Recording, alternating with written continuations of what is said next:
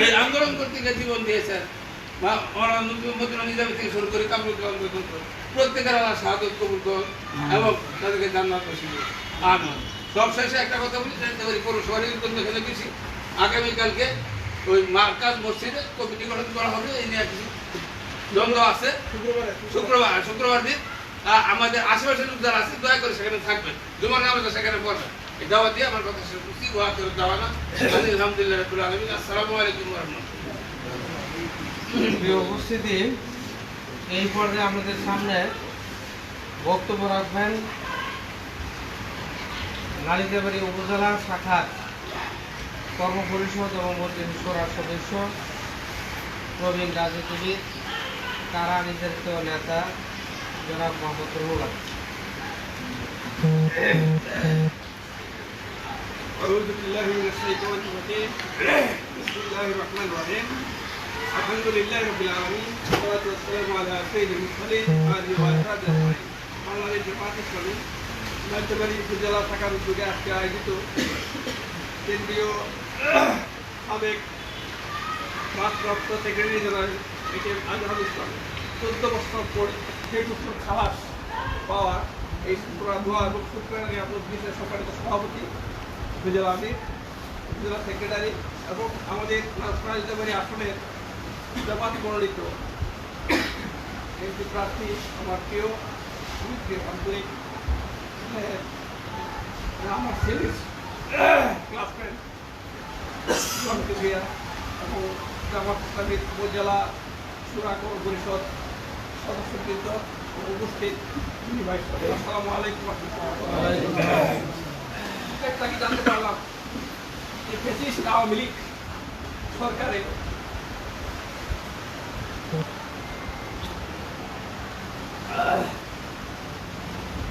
তাদের থ্রেড তৈরি বিচার ব্যবস্থা করে নাটক সাজি তার বাংলাদেশ জামায়াত ইসলামের আন্তর্জাতিক মানে চিন্তাবিদ, ইসলামী আন্দোলনের ইস্পাহারা যারা ছিলেন তাদেরকে তারা বিচারের নাটক করে খুন করেছে। আল্লাহ রাব্বুল আলামিন এই যে আজহার ভাইয়ের আল্লাহ হায়াত রেখেছেন, এই কারণে উনি ন্যায় বিচার পেয়েছেন গতকাল।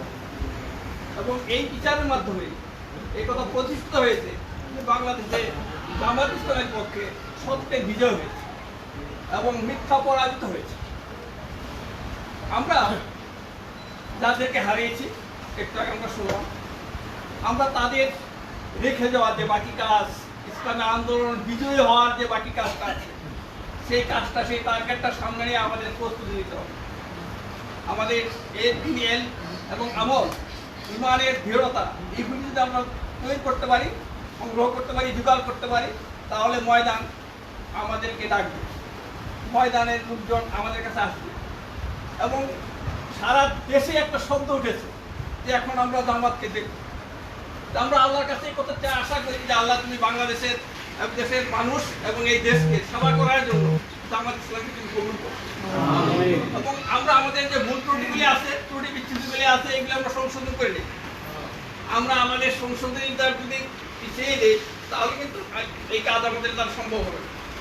আমরা নিজেদেরকে ইসলাম করি, সংশোধন করি, ইসলাম আমাদের দেহের ভিতর আগে প্রতিষ্ঠা করি। আমাদের দেহে যদি ইসলাম না থাকে তাহলে সমাজে ইসলাম প্রতিষ্ঠা করা সম্ভব হবে। তাই সর্বাগে আগে আমাদের নিজের একে ইসলামে পরিপূর্ণভাবে তৈরি করতে হবে। এবং জামাত ইসলামের কাজটা কিন্তু প্রথম কাজটা হলে আমরা সংশোধন হতে হবে, আমাদের সংশোধন চাই। প্রিয় উপস্থিতি, একটা বৈঠকে জেলামি সাহেব বলছিলেন যে আমাদের তো অনেক ভোট আছে, ভোট আমাদের সংগ্রহ করতে হবে। উনি একটু দৃষ্টান্ত উদাহরণ দিয়েছিলেন যে আমাদের পুকুরে যথেষ্ট মাছ আছে, আপনি উড়া জাল ছাপ দিলেন কিন্তু একটা মাছও আপনি পাইলেন না। কারণটা কি? উড়া জালের নিচে যে গুটিগুলি থাকে না, গুটি থাকে, ওই জালে গুটি দেওয়া ছিল, গুটি সারা উড়া জাল আপনি মারছিলেন, যার কারণে অনেক মাছ থাকার পরেও একটা মাছও আসে না। আপনি জামাত ইসলামে প্রচুর ভোট আছে, আপনার যদি কর্মী মাসে না থাকে এই ভোট কি আপনার ঘরে আসবে? এইটা উড়া জালের ওই গুটি, কর্মীরা হলো ওই গুটি, এরাই সেখান থেকে ভোটগুলি সংগ্রহ করে আনবে।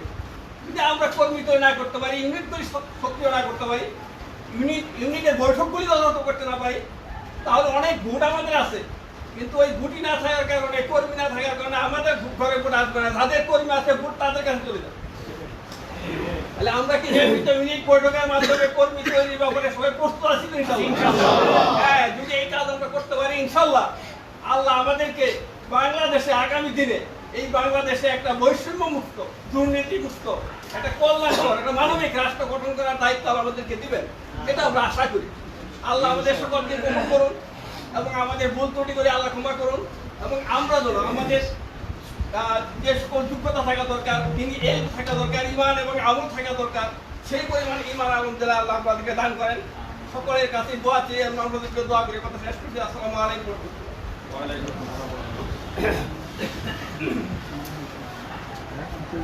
না না প্রিয় উপস্থিতি, আমি আমাদের একটু তথ্য দিতেছি, দিয়া তারপরে আমাদের প্রধান মেহমানকে আমি আলোচনার জন্য দিব। এক নম্বর হচ্ছে যে এই তথ্যগুলি আমাদের জানা থাকা দরকার যে এটিএম আজহারুল ভাই আমাদের 12 সালের 22শে আগস্ট তিনি গ্রেপ্তার হয়েছে। তারপরে 14 সালের 30শে ডিসেম্বর এই মানবতা বিরোধী অপরাধ ট্রাইব্যুনাল তাকে মৃত্যুদণ্ড এবং বিভিন্ন মেয়াদে কারাদণ্ড প্রদান করছিল। শুধু মৃত্যুদণ্ড না, ওটাতে আরও সন্তুষ্ট হয়েছে, যে আরও কারাদণ্ড দিচ্ছে সাথে। এটা হলো কত সাল বললাম? 14 সাল। তারপরে 19 সালের 31শে অক্টোবর আপিল বিভাগ মৃত্যুদণ্ড বহাল রাখে, যখন রিভিউ করা হয়েছিল ইয়ের ব্যাপারে মৃত্যুদণ্ডের বিরুদ্ধে। আবার 19 সালে ওই এটাই বহাল রাখে তারা। তারপরে 20 সালের 19শে জুলাই আবার রিভিউ আবেদন করা, আবার দ্বিতীয়বার যে আবেদন করা হয়। আচ্ছা, আবেদনের পরে এই 24 সালের 26শে ফেব্রুয়ারি এই দেশ নতুন পরিবর্তন হওয়ার কারণে আবার এটা গ্রহণ করছে, দীর্ঘদিন ঝুলাই রাখছে, রিভিউ আবেদনটা ঝুলাই রাখছিল। আল্লাহর মেহেরবানি, এই রাজনৈতিক পরিবেশ সৃষ্টি হওয়ার কারণে রিভিউ আবেদন গ্রহণ করা হয়েছে। শুনানির পরে তিনি গতকাল বেকসুর খালাস পেয়েছে। তো ভাইয়েরা, আমরা এই জন্য আল্লাহ শুকরিয়া আদায় করবো না? আলহামদুলিল্লাহ, আল্লাহ পাক আমাদের ভাইকে আমাদের মাঝে ফিরে আনছে, আলহামদুলিল্লাহ। তো ভাইয়েরা, আমাদের যে 5 ভাইকে তারা এই ধরনের তথাকথিত ট্রাইব্যুনালে বিচারের নামে, প্রহসনমূলক বিচারের নামে তারা হত্যা করছে, এর মধ্যে সন্দেহ আছে আপনাদের? এই সব যে 5 ভাইকে তারা হত্যা করছে, এদের মধ্যে শহীদ কামরুজ্জামান ভাই, আমার মনের মধ্যে বড় কষ্ট লাগে। আমরা একদিন এই অফিসে বসা ছিলাম, হঠাৎ করে কামরুজ্জামান ভাই কি উদ্দেশ্যে যেন ডালতে পেরে আসছিল আমার খেয়াল নাই। আসার পরে আমাদের এখানে বসতে দিলাম, বসার পরে আমি তার প্রশ্ন করছিলাম যে ভাই, এই ট্রাইব্যুনাল দেখি এই মানবতা বিরোধী অপরাধের বিচার সম্ভব?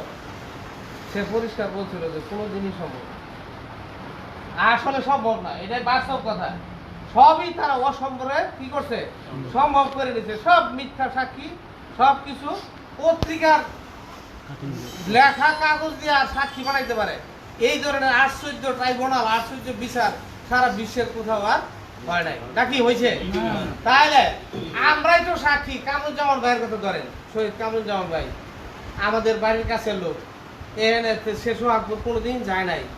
তারপরে সোহাগপুরের মানুষগুলা যারা সাক্ষী দিবার গেছে তাদেরকে জিজ্ঞাসা করলো, আর কি বলছে যে আমাদেরকে জোর করে সাক্ষী দেওয়া। তা আমরা আজকে কাজ আমাদের শেষ হয় নাই, আমাদের কাজ সামনে।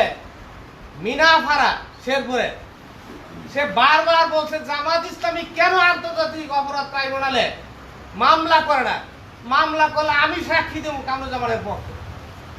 আমার বারবার সে বলছে জামাত ইসলামী যদি মামলা করে আমি সাক্ষী দেব, হ্যাঁ কামরুজ্জামানের পক্ষে আমি সাক্ষী দেব। আমাদের কাজ হচ্ছে এই যে বিনা অপরাধে আমাদের যে সমস্ত ভাইদেরকে শুধু 5 জনকে ফাঁসিতে ঝুলিয়ে মারা হয়েছে, তারপরে অধ্যাপক গোলাম আজম, তারপর আল্লামা সাইদি, আরো আমাদের এটিএম মৌলানা আবুল কালাম মোহাম্মদ ইউসুফ, এদেরকে, তারপরে পাবনার আব্দুল সুবহান শাহ, এদেরকে কারাগারে আটকে রাখা, এই পরিকল্পিতভাবে হত্যা করা হয়েছে।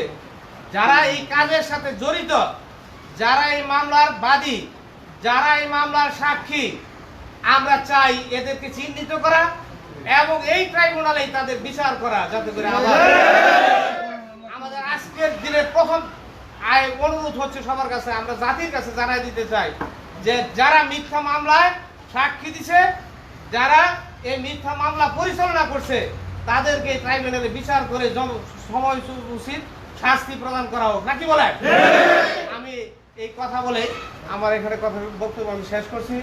এখন আমাদের সামনে বক্তব্য রাখবেন আজকের আমাদের এই দোয়া মাহফিলের প্রধান অতিথি, বাংলাদেশ জামাত ইসলামী নকলা নাইলতাবাড়ী উপজেলার এমপি প্রার্থী, শেরপুর জেলার শূরা কর্মপরিষদ সদস্য মোহাম্মদ গোলাম কিবরিয়া ভিপি।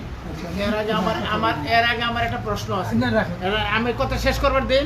সেটা হলো যে এই শুধু আমাদের